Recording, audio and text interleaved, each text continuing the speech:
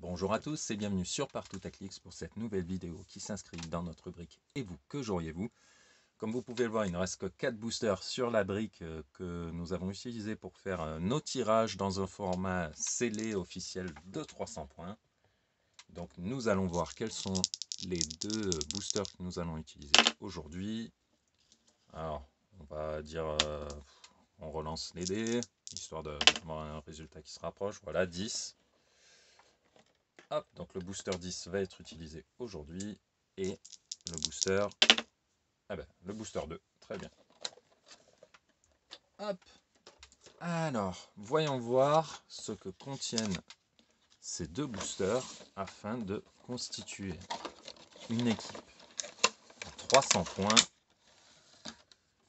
qui va nous permettre de remporter la victoire sur le tournoi. Alors là, on va pas avoir trop de débats. Autant il y a eu dans les précédentes vidéos que j'ai pu faire sur le format et que vous avez pu déjà regarder, je vous mets les liens en description. Il y en a quelques-unes où j'ai pas mal réfléchi sur ce que je pouvais faire. Autant là, la présence de Thanos va rapidement couper la réflexion. On va quand même regarder ce qu'on a dans le tirage. On a Thanos, Black Panther, Gorilla Man, Falcon, Drax, Hawkeye, Nick Fury, Red Widow, Wonder Man, Reptile. On va regarder les pouvoirs et on va vite se rendre compte que on a du très très bon et que ça va être compliqué de choisir ce que l'on va faire. Alors, on a le Thanos. Le Thanos, c'est... alors, déjà, vous jouez Thanos, vous dites, il fait 250 points. Ah, il me reste que 50 points, ça fait pas beaucoup. 50 points, avec le tirage qu'on a, ça nous permet de rentrer seulement une autre figurine. Dommage, on avait le Black Panther qui passait en 25. Si on avait eu un autre petit personnage, on aurait pu en mettre deux. Malheureusement, on n'a que lui. Si on joue Thanos, on exclut quand même cette figure, on exclut Hawkeye, Wonder Man, Gorilla Man, de la possibilité de jouer autre chose, puisqu'ils font tous plus de 50 points. Donc voilà.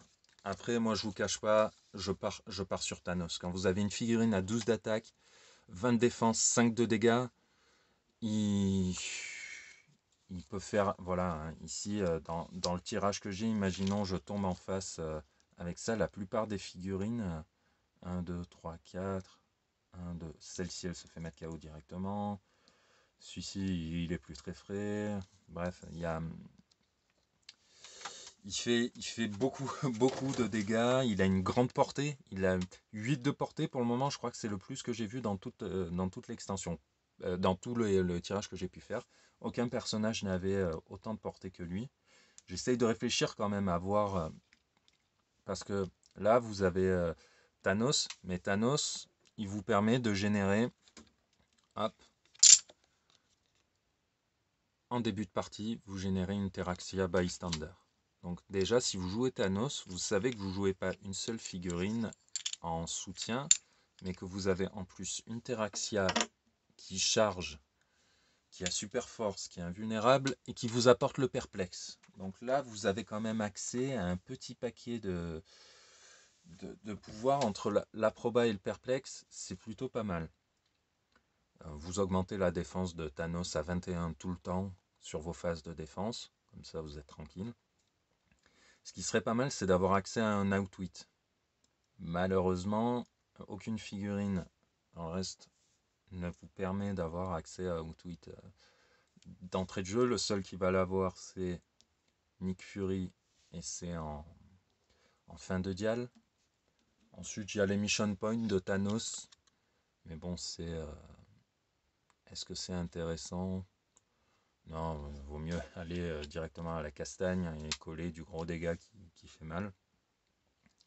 Donc le soutien que vous pouvez apporter à Thanos, qu'est-ce qu'il va être? Sachant qu'en mots-clés, vous avez Cosmic, Deity, Ruler, Scientist, Minion of Thanos, Black Order, Eternal. Est-ce qu'on peut essayer une thématique?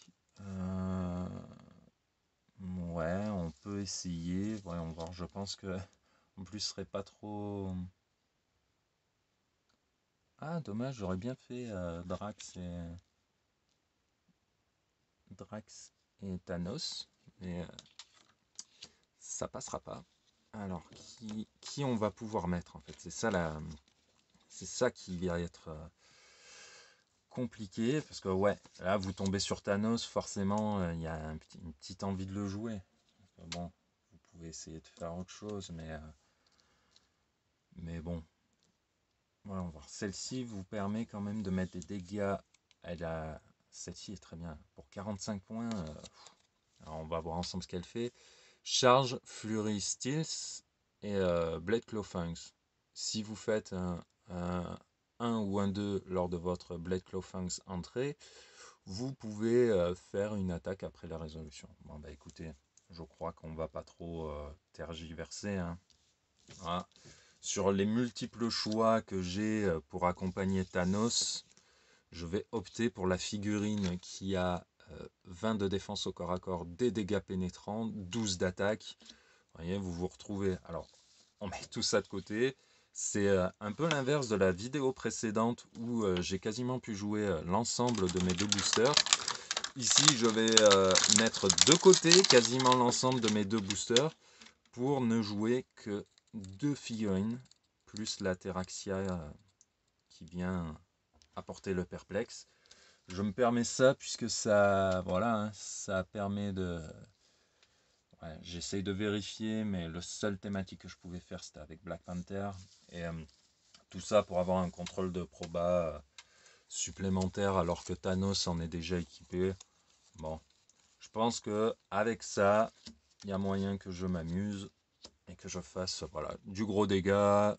On va pas là voilà, hein, vous réfléchissez pas, il n'y a pas de finesse, il n'y a pas de... Vous trouvez une cible, vous lui mettez un maximum de dégâts au tir avec Thanos, au corps à corps avec Red Widow.